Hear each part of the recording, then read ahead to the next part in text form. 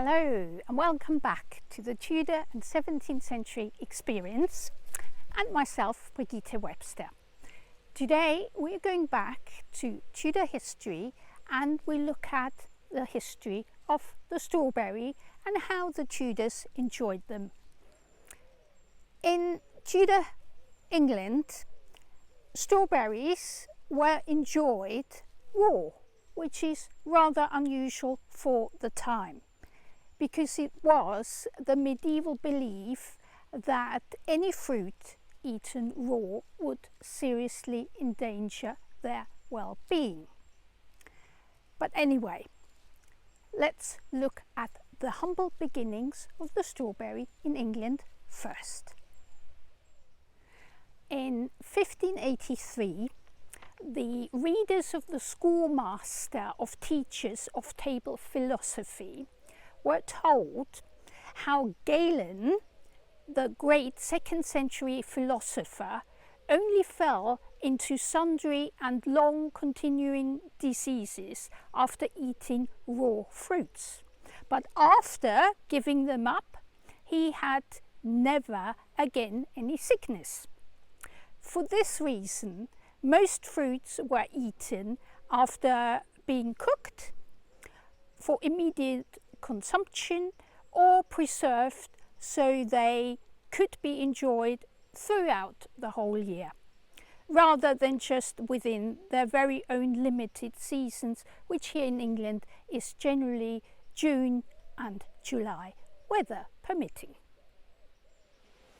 Andrew Boord, a Tudor physician, recalled that raw cream undecorated eaten with strawberries is a roll manor basket, and a Dr. Butler of the same period considered that doubtless God could have made a better berry, but doubtless God never did, and he too was referring to the strawberry. James I was so ravenous for strawberries that whenever his gardener tried to introduce the first of the new season's crop to him, he was never allowed to continue with his speech. James just grabbed the basket and that was it. Strawberries evoked temptation, and Hieronymus Bosch used strawberries as a symbol of fleeting and dangerous pleasure in his Garden of Earthly Delights, dated around 1505. In Christian art, strawberries lost their somewhat sinister aspect, and it was presented as the perfect fruit with no pips or peel, symbolizing the Virgin. The white flower and the red fruit represented purity and martyrdom. The threefold leaves, the Trinity.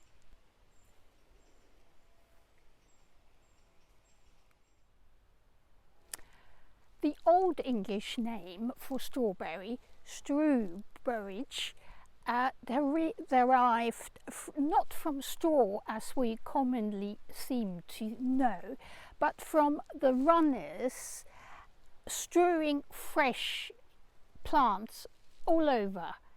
And we are here in my Tudor vegetable garden, and I can show you exactly what I mean. Look.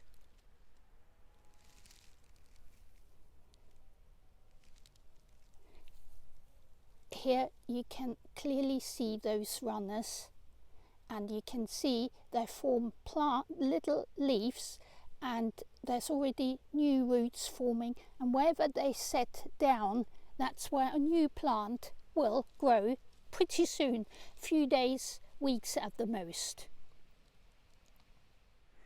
The first herbal published in England featuring a strawberry plant was by Peter Treveris in 1526. In the Name of Herbs by William Turner in 1548, the entry for strawberry just states that as every known man knows well enough where they grow. Thomas Hill recommends planting strawberries amongst rose bushes in his famous The Gardener's Labyrinth, which was published in 1577. He also lists, surprisingly, not just red, but also white and green strawberries. And he insists that the wild ones growing in the forest are the best. In his 1597 herbal, John Gerard lists again the red, the white and the green strawberries. And he says that the wild strawberry, surprisingly, is barren of fruit. He also states that strawberries are found in both gardens and in the wild, and he rates the fruit as cold and moist, and the leaves as dry and cool. According to him, the ripe fruit quenches the thirst, cools the heat in the stomach and the inflammation in the liver, as well as taking away the redness and the heat in the face, but only if used often. Our friend Shakespeare mentions strawberries in several of his plays, such as Richard III, Henry V and Othello, where the quote he uses is, "Have you not sometimes seen a handkerchief spotted with strawberries in your wife's hand?" During the third quarter of the 16th century, several new recipes were developed, and in particular for preparing strawberries in banquets, and those recipes were then being published in a series of new cookery books, specially written for the benefits of the very fashionable and, more importantly, wealthy ladies. Now, if you come with me into the kitchen, I shall tell you more, and we actually get to cook one of them. Right, welcome back into my kitchen. Today, as I said before, we're going to work with strawberries, and we are going to work from a cookery book from the 16th century English that is close to my heart for several reasons. One, it's also a love story, and a love story always sells. It's a love story between Matthew Parker and his wife Margaret, and he goes an awful lot deeper because this cookery book is the only one we have that actually dates to the time of Henry VIII. Now, let me tell you a little bit about it, because you will fall in love with this book just as much as I did.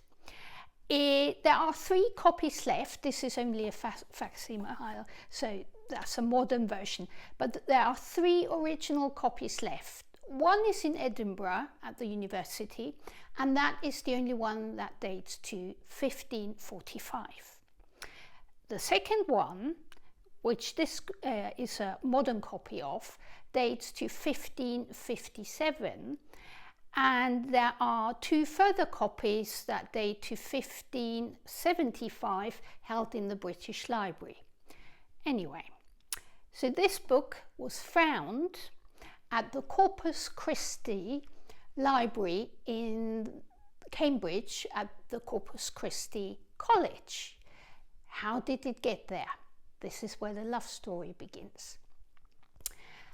A Norfolk man, and we are now in Norfolk, so how appropriate is that?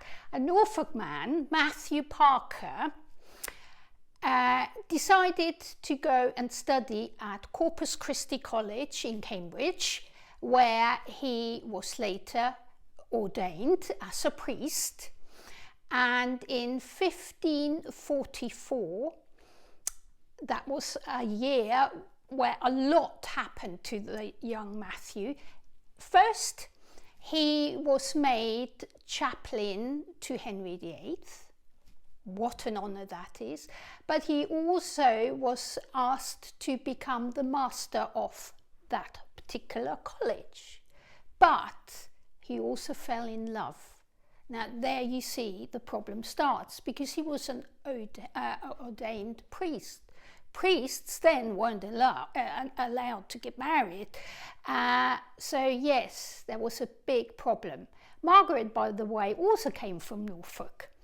We don't know how they met, but we do know that the two decided to just remain friends. And as it happened, after Henry died and his son Edward became king, laws in regards to priests being allowed to marry or not marry became a lot more relaxed. And so our Matthew was actually allowed to marry Margaret after 7 years waiting and not knowing that that day will ever happen. Anyway, as we know, Edward died, followed by Mary, his older sister. And Mary, being very Catholic, returned back to the old days, and all of a sudden marriage for priests was no longer permitted. So what did Margaret and Matthew do? Well, he decided that his wife, his family meant more to him, so he resigned from his very prosperous job, and they lived somewhere in the country. We don't even know where. And it's exactly in that time that Margaret had to start running her household herself. And we believe that's when she got her copy of this precious cookery book. But the story doesn't end there. It's like a film, it's like a movie. So Mary dies as well.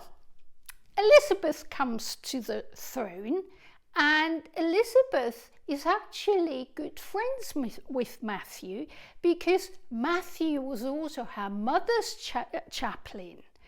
And she somehow, even though she's not too happy with priests marrying, because Matthew was special to her, as he was so good to her mother, wanted to reward him. So she offers him to become her very first Archbishop of Canterbury.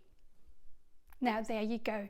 Happy end. They did live for many years happily together. Sadly, she died before him, even though he was, I think, 14 or 17 years older than her. But a true love story. And that's why I am so attached to this cookery book. And we are going to cook something out of this book. And we know that Margaret will at least have made the same recipe at least once. But I think it's so delicious and so easy to do. There's no cookery involved, no cooking, all done very quickly. You will get to do it as well.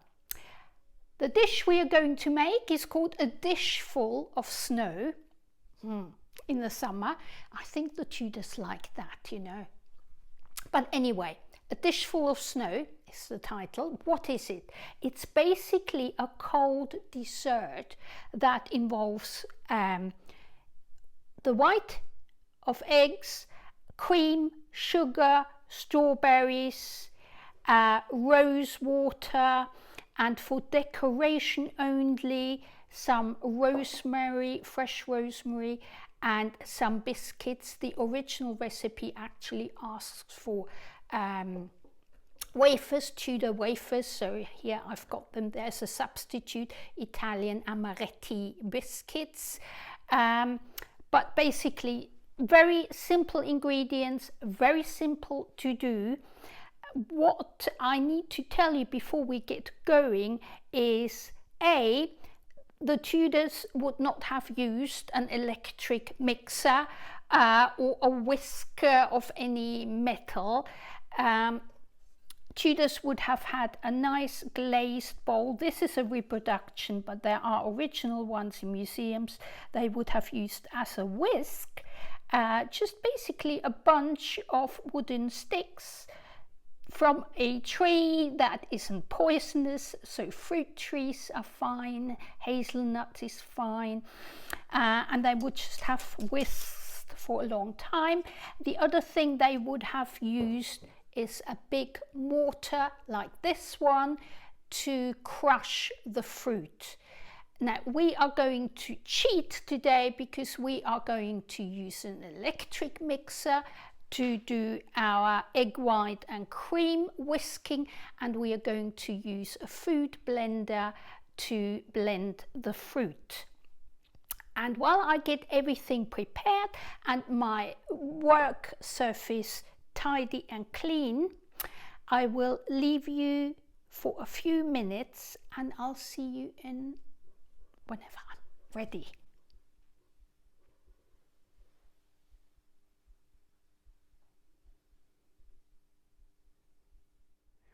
Right, now the original recipe uses apples instead of strawberries, but it's very typical of the Tudor period that you can substitute any of the fruit with any other fruit of your liking or season. Right, so I have now pureed the strawberry. Remember that if you did that by hand, it would be a lot more rougher, more texturous, but we have to try and combine modern cookery with authentic cookery here. I have whipped the egg white, and you can see you do that until it becomes a rather fluffy affair like this. My cream has let me down. This is one modern effect on living in self-isolation as we do here at the moment. I have to rely on other people supplying me with food, and the lady who delivered my cream is a vegetarian, and she provided me with a cream substitute, and yeah, it doesn't quite work as well, and this is the best I was able to produce. It's meant to be whipped cream, but it's a sad affair. Just pretend it's proper whipped cream. But it goes to show sometimes you have to be flexible, and I often get people who say, can I substitute this with a vegan alternative or vegetarian alternative? Well, yeah, you can, but it might be that things don't really work out to perfection. Anyway, we're easy, we're laid back, the taste will be the same. Okay, what do we do now? First, we use the egg white, and that is in fact the Snowe. That's what they call Snowe. And in the 16th century, this is the first time they produced something like this. It's quite amazing, isn't it? Before they hadn't worked it out. And part of the decoration is that you take your rosemary twig, and I put it in the biscuit, and you just give it this snowy effect. Yeah. Later for decoration, whoops, there it goes, doesn't want to stay in. This is live. And the other one, there you go, snow covered, and my biscuit crumbles. Right, okay, fair enough, you stay like this then. Anyway, so we've got our Snowe in there. We now gently mix in the sugar, and do it really gently, because the Snowe, the egg white, has this consistency because it has loads of air bubbles. That's what we've done with the egg white. We just put in a lot of air. We don't want that to escape.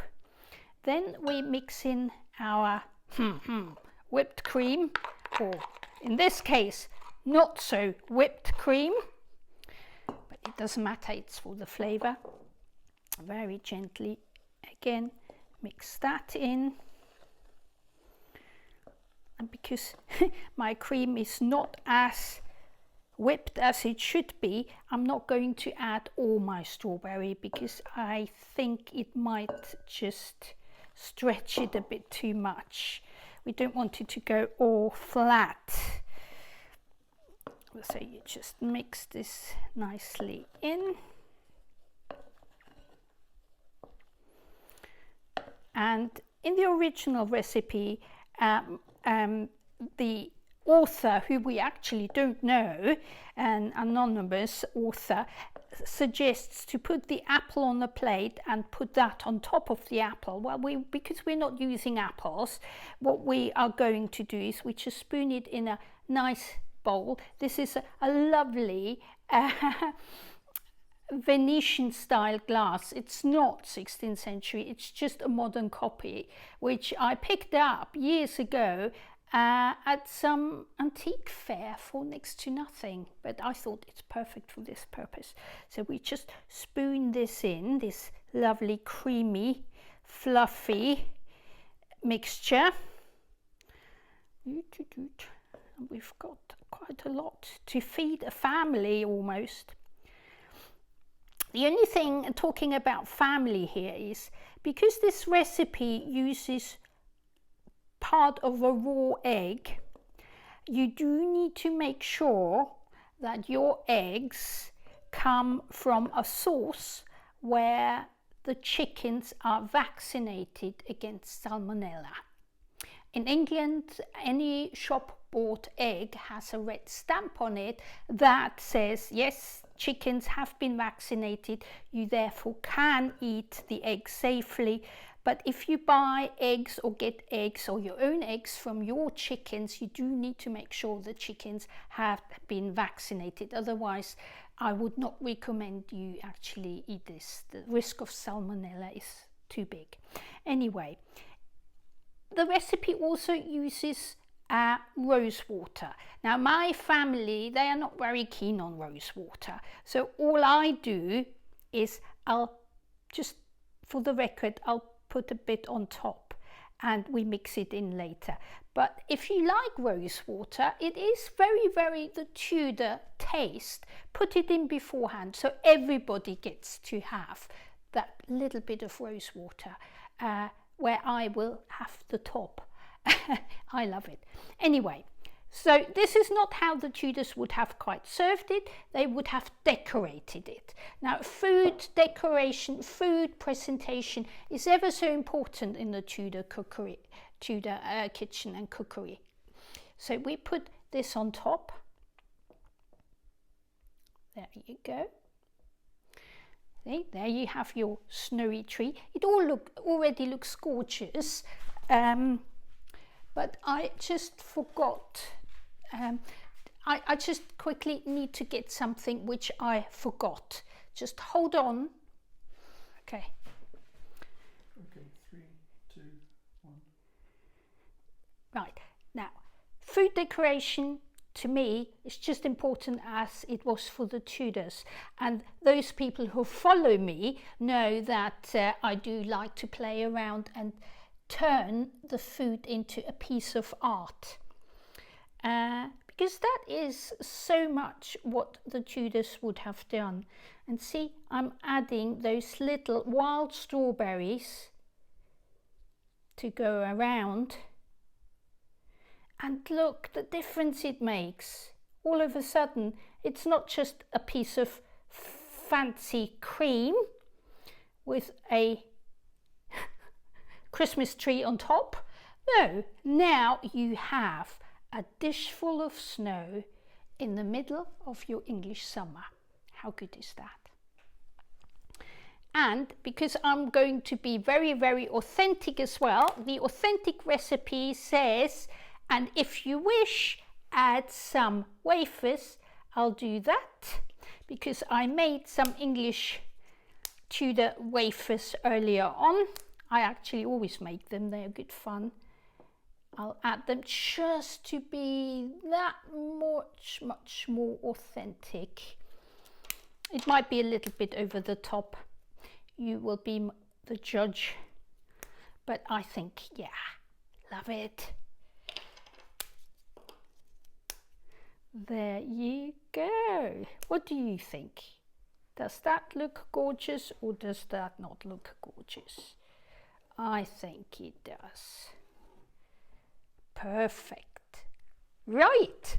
Now I'm looking forward to seeing lots of pictures of your own creation. As you've noticed, it really is very easy to do. You do not need to be an accomplished cook. You don't even need an oven or anything. And it's the perfect party food. Garden, social distancing food. Perfect. So hopefully see you next time in August when we are going to look into Tudor salads. See you then. Bye.